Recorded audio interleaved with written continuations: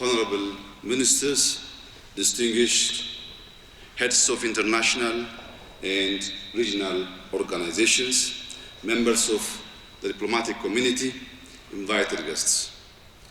I warmly welcome you to this high-level conference on the humanitarian situation in the Sudan. Allow me to extend my gratitude to the United Nations for its cooperation on this collective effort that brings us together today. I also appreciate the briefers for sharing critical insights into the needs on the ground. This high-level gathering underscores our shared recognition of the urgency of Sudanese humanitarian crisis and reaffirms our collective responsibility to respond decisively and with purpose. As a close neighbor and sister nation, Ethiopia stands in solidarity with the people of Sudan. During these challenging times, our two countries are deeply interdependent, bound by generations of shared struggles, aspirations, and cultural ties. Over the past 6 years, Ethiopia has actively supported Sudanese peace and stability and contributed to its economic endeavors by providing electricity through a dedicated transmission line. Sudan is a nation of abundance, blessed with fertile land and natural resources, capable of feeding millions beyond its borders. In times of relative peace, it has witnessed significant development and growth.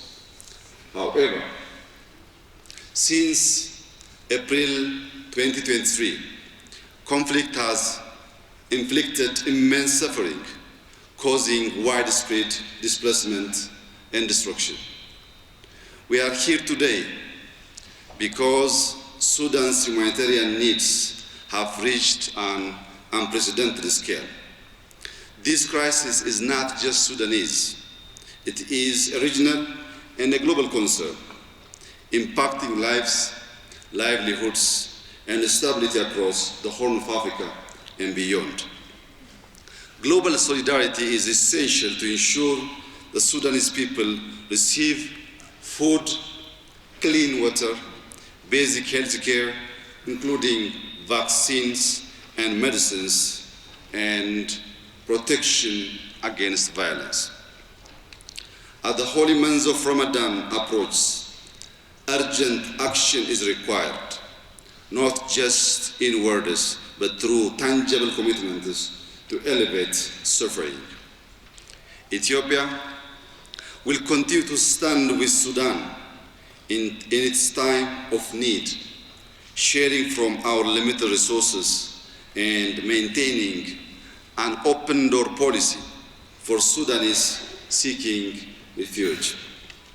We urge donors, international organizations, and the private sector to increase their contributions and help bridge the severe resource gap faced by humanitarian actors.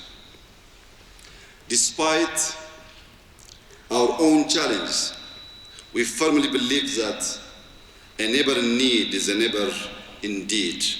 Therefore, Ethiopia pledges a modest contribution of 15 million USD in solidarity with the people of the Sudan.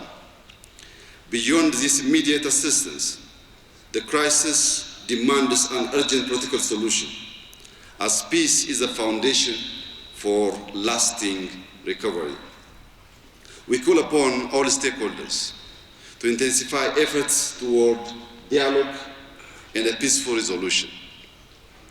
Having had the honor of supporting Sudan's peace process in 2019, I can personally attest to the wisdom and resilience of the Sudanese people, with determination and coordinated effort, Sudan's trajectory can be reversed toward peace. On this basis, I urge all Sudanese stakeholders to choose peace and guide their nation toward unity and prosperity. Ethiopia fully supports a Sudanese-led, Sudanese-owned, and inclusive peace process.